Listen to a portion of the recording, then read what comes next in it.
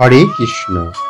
আপনাদের সবাইকে আমাদের এই চ্যানেলে সুস্বাগতম।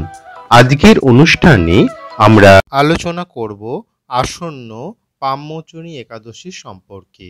চৈত্র মাসের কৃষ্ণপক্ষের একাদশীর নাম পাম্মোচনী একাদশী।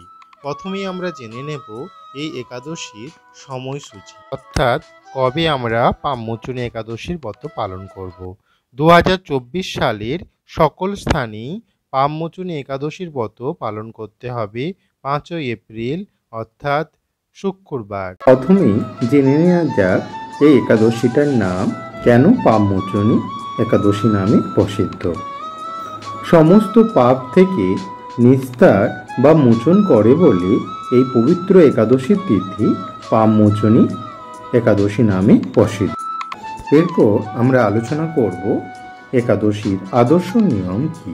এটা অলরেডি আমাদের অন্যান্য ভিডিওতে এটা দেখানো আছে, বিস্তারিত আলোচনা আছে, তাও আজকের এই অনুষ্ঠানে আমি সংক্ষেপে বলছি। একাদশীর আদর্শ নিয়ম 3 দিন ধরে থাকে। এটা শুরু হয়ে যায় দশমীর দিন থেকে।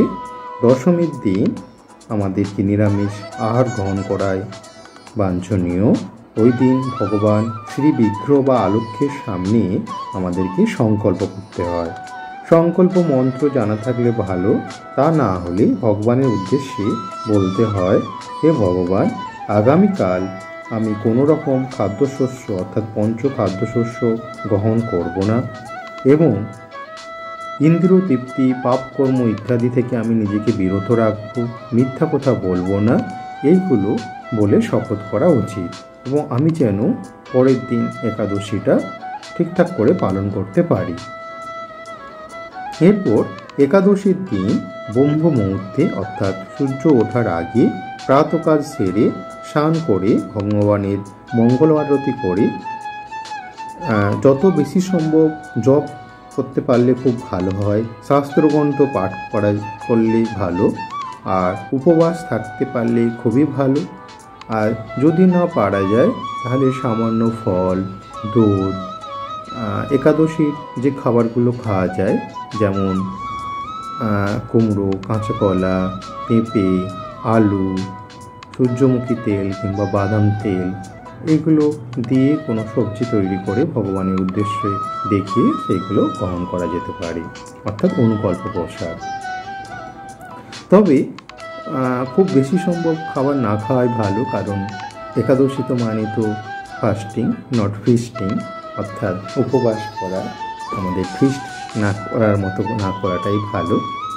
আর যত সম্ভব বেশি জপ যতই করা যায় বা শাস্ত্রগ্রন্থ পাঠ করা যায় সেই সম্পর্কে সচেতন থাকা উচিত।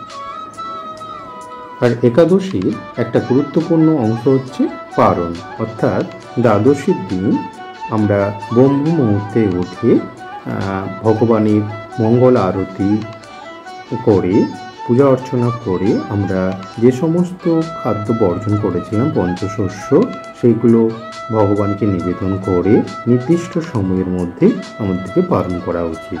এর ফলে আমরা একাদশীর ব্রতের যে ফল সেটা আমরা লাভ করতে পারব। এরপর আমরা পাম্মোচনী একাদশীর ব্রত মাহাত্ম্য সম্পর্কে আলোচনা করব। এক সময় মহারাজ যুধিষ্ঠির পরমেশ্বর ভগবান শ্রীকৃষ্ণকে বললেন, হে জনার্দন, মহাফলদাতা আমলকি একাদশীর কথা শুনলাম। চৈত্র মাসে কৃষ্ণপক্ষে একাদশীর নাম ও মাহাত্ম্য কৃপা করে আপনি আমাকে বলুন। তদ উত্তরে পরমেশ্বর ভগবান শ্রীকৃষ্ণ বললেন, হে ধর্মরাজ যুধিষ্ঠির, আপনি ধর্ম বিষয়ক প্রশ্ন করেছেন। এই একাদশী সকল সুখের আধার, সিদ্ধি প্রদানকারী ও পরম মঙ্গলময়। সমস্ত পাপ থেকে নিস্তার বা মোচন করে বলে এই পবিত্র একাদশী তিথি পাম্মোচনী নামে প্রসিদ্ধ। রাজা মান্ধাতা একবার লোমশ মুনিকে এই একাদশীর কথা জিজ্ঞাসা করেছিলেন। তার বর্ণিত সেই বিচিত্র উপাখ্যানটি আপনার কাছে বলছি, আপনি মনোযোগ দিয়ে তা শ্রবণ করুন। প্রাচীনকালে অতি মনোরম চৈত্ররথ পুষ্প উদ্যানে মুনিগণ বহু বছর ধরে তপস্যা করতেন। এক সময় মেধাবী নামে এক ঋষিকুমার সেখানে তপস্যা করছিলেন। মঞ্জুঘোষা নামে এক সুন্দরী অপ্সরা তাকে বশীভূত করতে চাইল, কিন্তু ঋষির অভিশাপের ভয়ে সে আশ্রমের 2 মাইল দূরে অবস্থান করতে লাগল। বীণা বাজিয়ে মধুর স্বরে সে গান করত। একদিন মঞ্জুঘোষা মেধাবীকে দেখে কামবাণে পীড়িতা হয়ে পড়েন। এদিকে ঋষি মেধাবীও অপ্সরার অনুপম সৌন্দর্য দেখে মুগ্ধ হন। তখন সেই অপ্সরা মুনিকে নানা হাবভাব ও কটাক্ষ দ্বারা বশীভূত করে। কর্মে কামপরবশ মুনি সাধন ভোজন বিসর্জন দিয়ে তার আরাধ্য দেবতাকে বিস্মিত হন। এইভাবে অপ্সরার সাথে কামক্রীড়ার মুনির বহুভোজ্য অতিক্রান্ত হয়। মুনিকে আচারভ্রষ্ট দেখে সেই অপ্সরা দেবলোকে ফিরে যেতে মনস্থ করল। একদিন মঞ্জুঘোষা মেধাবী মুনিকে বলতে লাগল, হে প্রভু, এখন আমাকে নিজ গিয়ে ফিরে যাবার অনুমতি প্রদান করুন। কিন্তু মেধাবী বললেন, হে সুন্দরী রমণী, তুমি তো এখন সন্ধ্যাকালে আমার কাছে এসেছ, প্রাতকাল পর্যন্ত আমার কাছে থেকে যাও।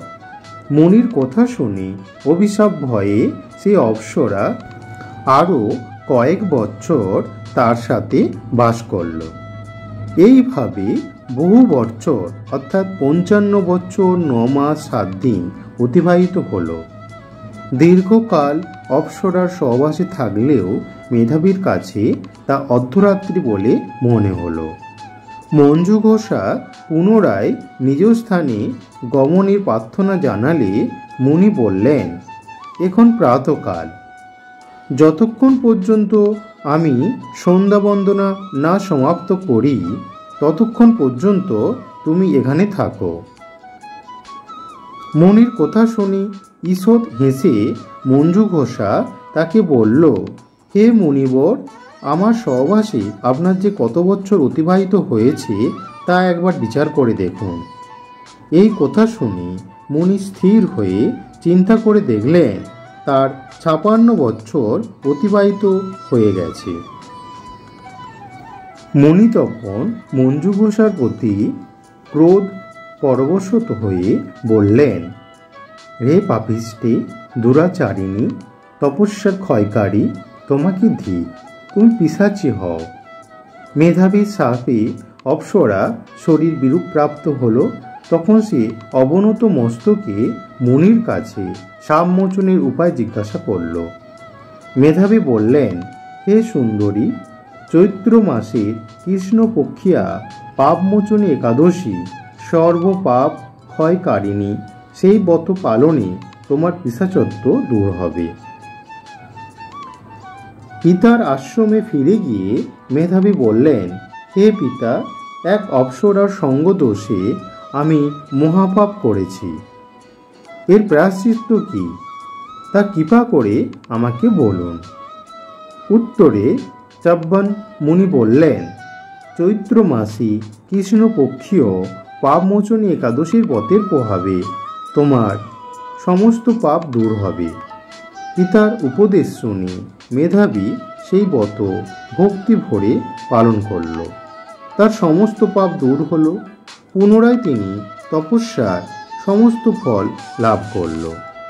মঞ্জুঘোষাও এই ব্রত পালনের ফলে পিশাচত্ব থেকে মুক্ত হয়ে দিব্য দেহে স্বর্গে গমন করল।